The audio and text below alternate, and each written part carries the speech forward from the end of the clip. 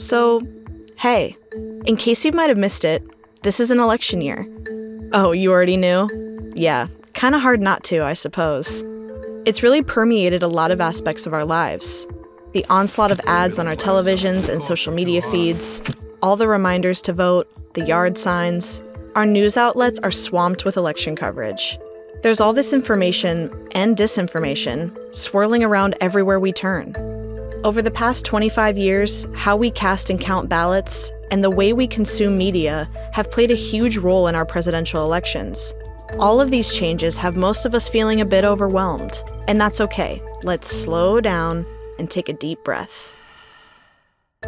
Because our two guests today have been studying these facets of elections for years, and they offer some great insight and advice to help you navigate these uncharted electoral waters.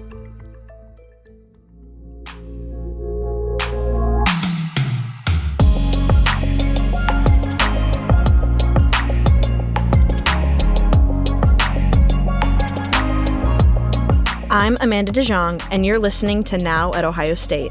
We talk with researchers, innovators, and bold thinkers who look at our world, see what the real challenges are, and create the solutions that people need now.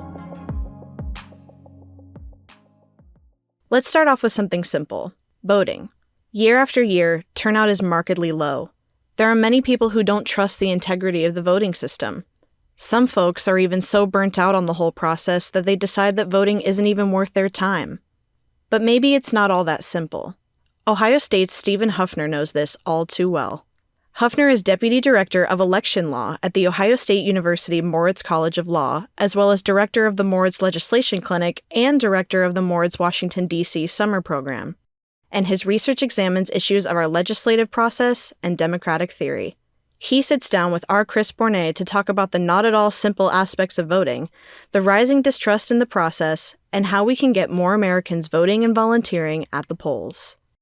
Well, Steve, thank you for taking the time to talk about elections and politics. That's always a hot topic, so I appreciate you taking the time to do this. Thanks, Chris. I'm happy to be here. So it seemed like earlier in the campaign season, at least the presidential campaign season, there was kind of a lack of enthusiasm. Is voter apathy, is that still a problem? We have a turnout rate in this country that is not enviable. I mean, it's been hovering around 60% in presidential elections since the 2000 presidential election. It had been lower than that up in the latter part of the 20th century. And then the Bush versus Gore contest in 2000 made the point, really, that voting does matter. And then in the 2020 election, we saw an additional spike, and people were really quite engaged in that election, and turnout approached in the upper 60% of citizens of voting age. But to say that we have 65% of the citizens of voting age participating is not a ringing endorsement of the democratic process. And that's in presidential election years. The turnout in non-presidential elections is typically lower. So there have been a couple of different reasons that I think some voters have become apathetic. And one is the candidates that they're presented with are not exciting to them. But another real challenge to democratic processes today is the way in which voters have sometimes felt like they just can't trust the process itself. And that's a real problem. I can tell you that the processes used throughout the country are quite robust. They've been carefully designed. They are followed carefully by those charged with administering them.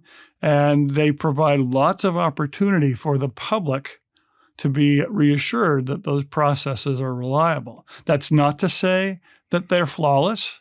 Almost every election, you can find problems. Typically, those problems are administrative mistakes, and we're usually pretty good at being able to fix them as well. There are also very small-scale examples of voter misbehavior, even intentional fraud, but there are almost always isolated incidents that don't affect the outcome of an election. But notwithstanding that reality, many members of the public feel like the process is a black box that they can't trust. Now, I'm one of many who will encourage people who would like to have a greater degree of confidence in the system to get involved, become a poll worker, see how the process works. Now, I'll say one more thing too, which is we have seen over the last several years now a dramatic increase in attacks on the system, including attacks on election workers themselves. And those attacks are overwhelmingly the result of a misunderstanding of how the process works, and in part resulting from a sense that election workers themselves are part of a conspiracy to distort an outcome.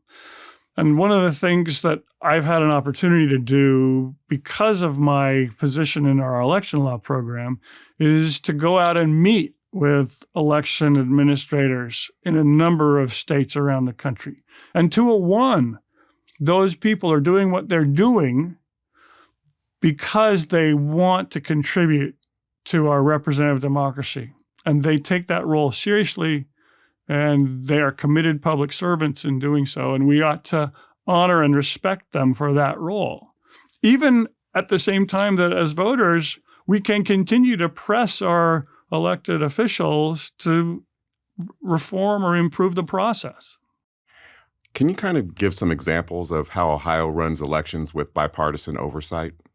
In Ohio, you have to have a Democrat and a Republican monitoring the equipment together all the time, both pre-election and post-election.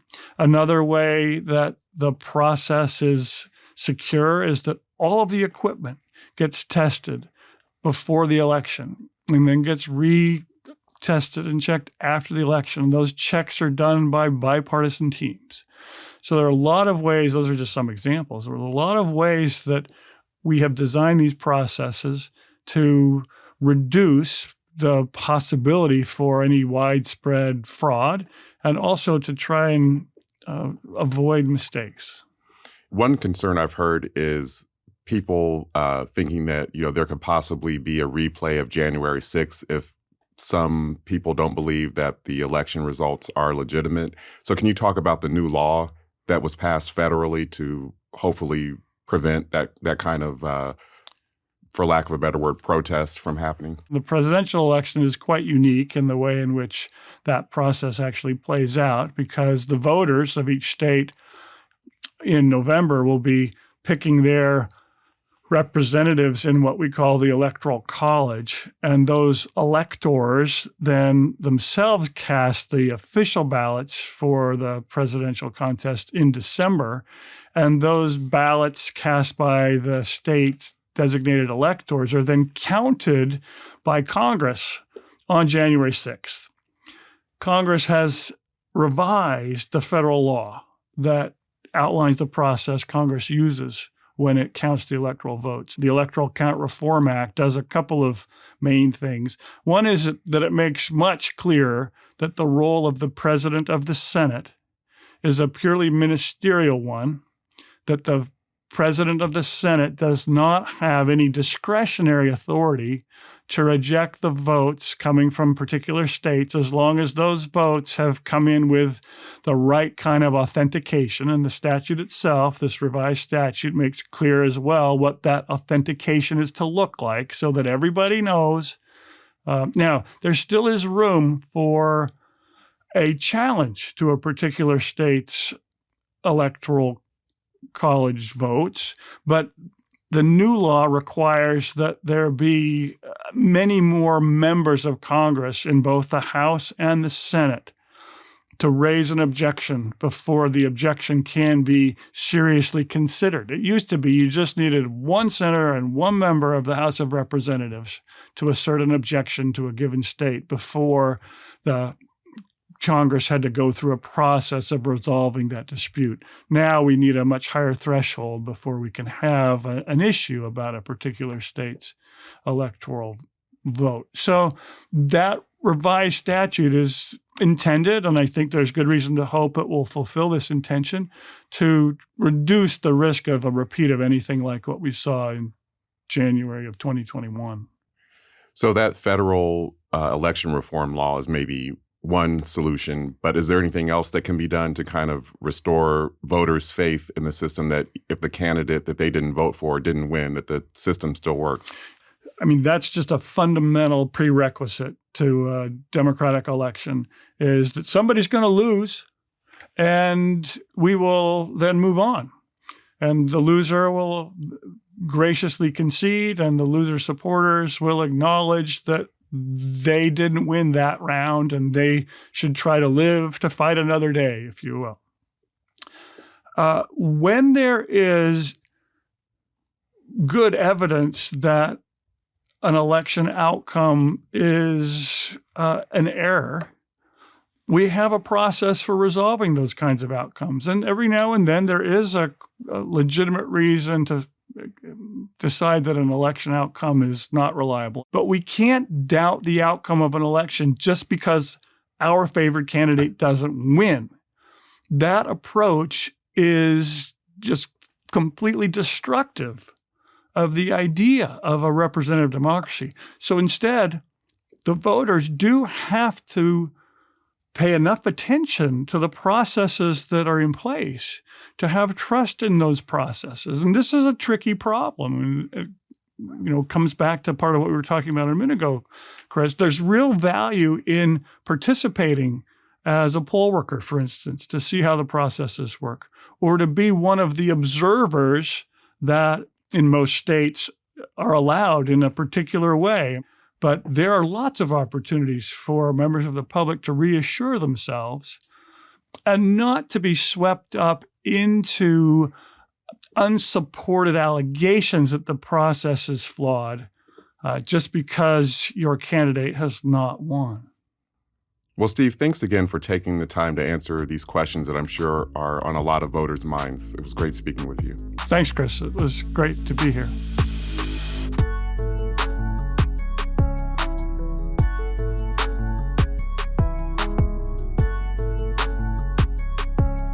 So maybe voting isn't your hang-up.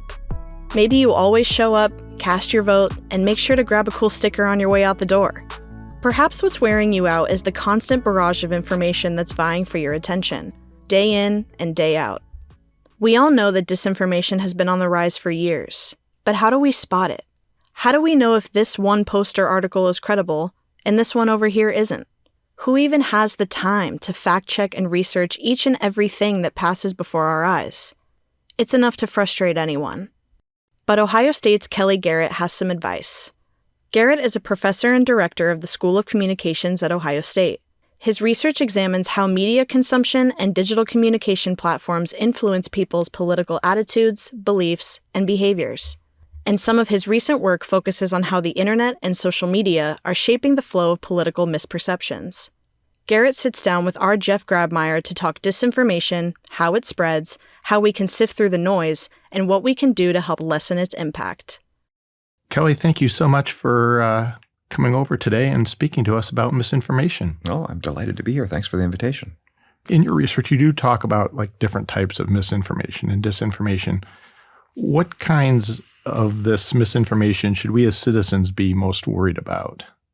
Well, so I'm going to back up from that question and first talk a little bit about the forms that misinformation can take. We can think about it a couple ways. One is to think about the ways that people are motivated to create it. So sometimes people have good intentions. It's innocent. For example, think of satire, parody. This is inaccurate, factual claims, but it's done to make a political point in a humorous way, through exaggeration, for example. At the other extreme, you have misinformation that is intentionally deceptive and likely intended to cause harm.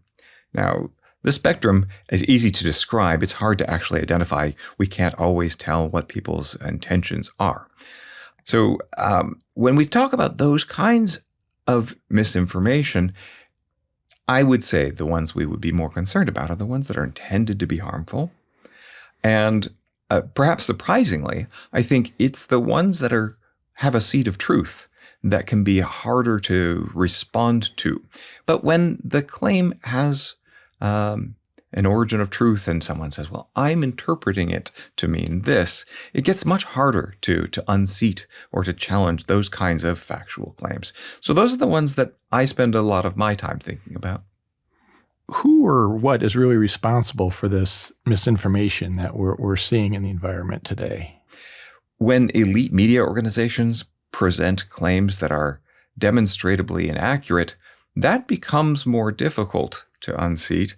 And it gets even harder when you see multiple news organizations reporting the same thing, because it's a legitimate question. If multiple news organizations are making the same claim, then who are we to say, well, that's not true? The other source of misinformation that we should be most concerned about are when political elites say things that aren't true. This is not a new phenomenon. The use of whisper campaigns in American politics has been around for a long time.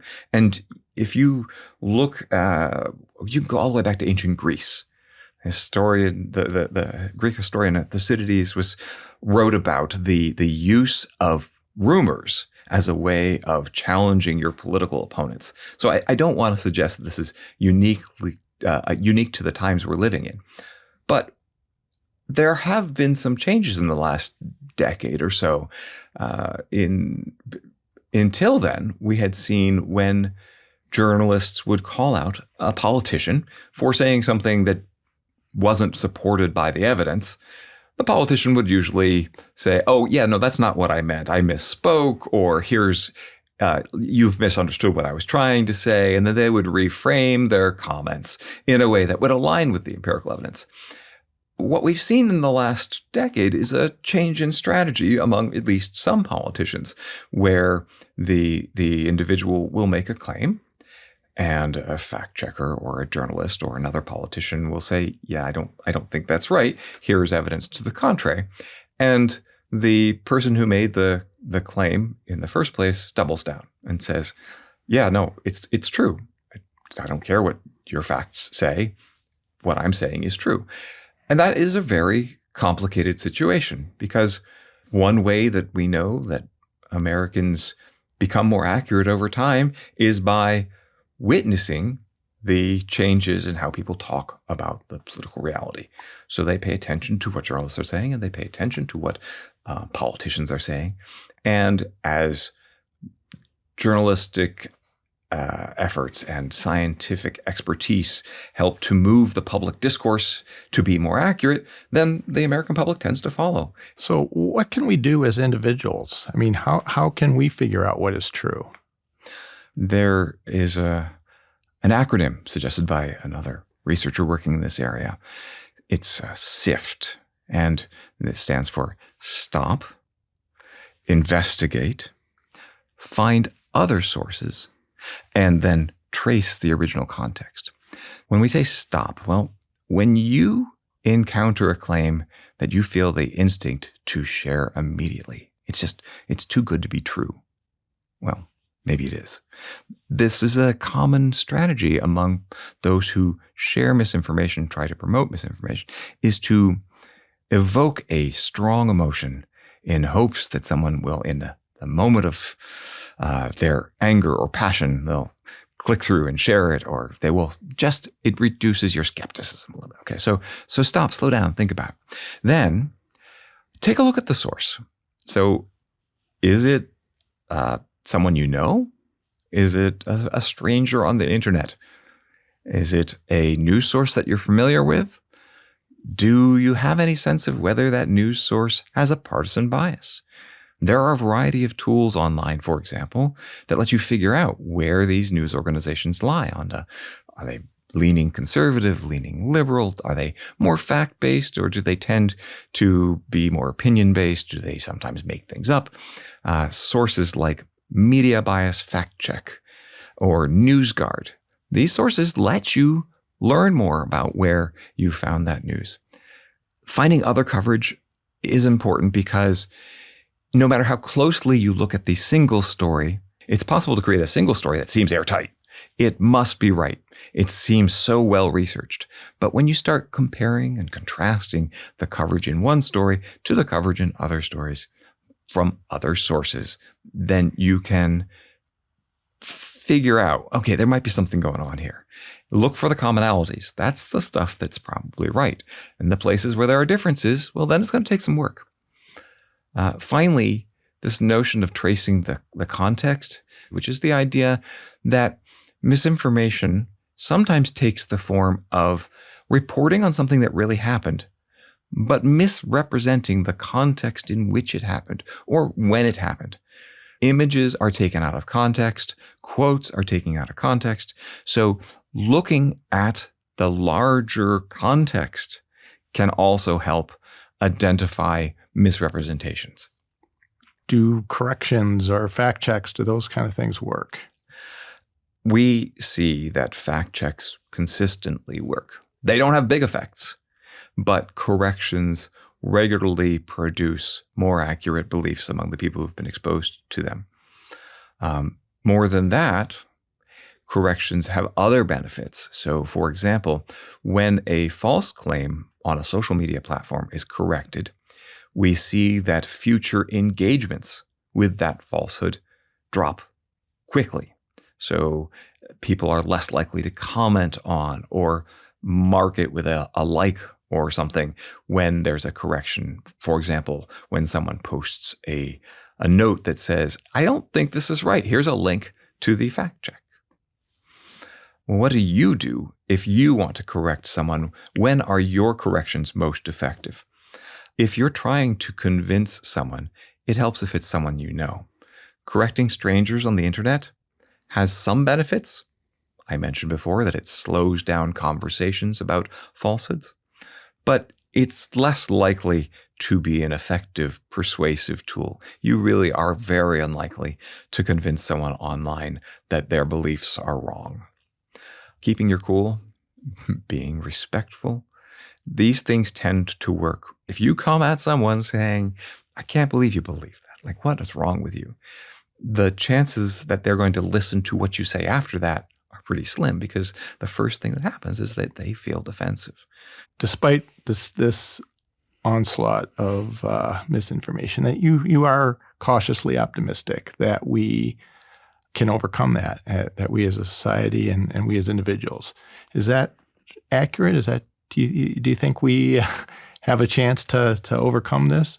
Yeah, misinformation, I think, is a very important subject to understand, not because it is misinformation all by itself, but because misinformation can produce misperceptions, and it's fairly obvious why holding a misperception around an important political issue or the stance that a candidate holds might shape how you vote. That certainly is concerning. Campaigns are unique because they operate in a relatively short time frame, and a misperception, even if it's only held for a short period, if that short period comes on election day, it could potentially be quite influential, or at least when elections are decided by a tiny, like 1% or 2% of the electorate's vote, it could be quite influential. But I think that there are other issues that are more pressing for us to figure out when we're talking about the state of democracy in the U.S. today. One of the risks of people's perception that misinformation is everywhere is the possibility that could lead them to lose faith in democracy. And that would be a tragedy. The democracy in the U.S. has worked remarkably well. And if we give up on it, that is a very bad thing. If we say there are ways that we can do better, yes, there are threats to the way democracy works, including misinformation, but we're not going to give up. We're going to find ways to respond to that. I am more optimistic. So it's been great talking to you, Kelly, about your research. Do you have any concluding thoughts or advice for people about how to deal with misinformation in the modern age? I would end by saying that everyone has the opportunity to promote accurate, thoughtful, civil discourse. And that I understand none of us have time to spend every moment thinking about politics, but it doesn't have to be that. You can make a difference in the political world through small changes. Speak up when you hear a friend say something that's not right. It can be a little uncomfortable, but you don't have to be confrontational. Find ways to introduce other evidence. Find ways to suggest that there might be a different conclusion. This includes in person, but it also includes on social media. You have to find the right balance for you, right? I'm not saying that we all have to do the same thing. For some people, just posting a fact check on a social media post may be at the very edges of what you're feeling comfortable doing.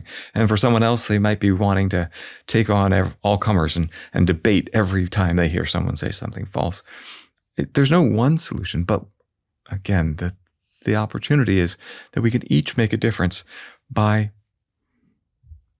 saying something when we hear that someone holds a misperception. Thank you, Kelly. We've learned a whole lot today, and I'm so glad that you stopped by and told us a little bit about your research. Oh, it was my pleasure. Thank you for the introduction. I'm delighted to have the chance to talk about this work.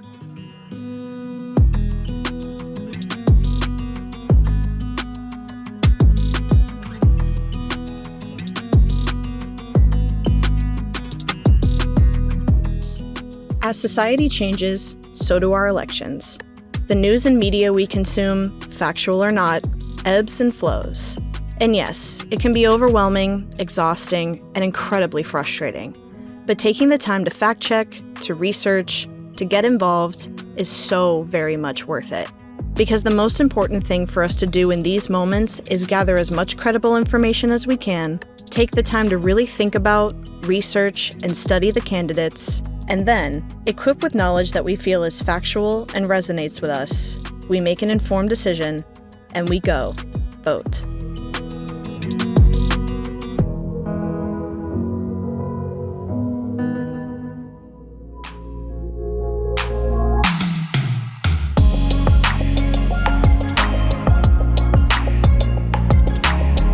Now at Ohio State is produced by The Ohio State University's Office of Marketing and Communications. For more information, visit us at go.osu.edu/now. I'm your host, Amanda DeJong. Thanks for listening, and we'll see you next time.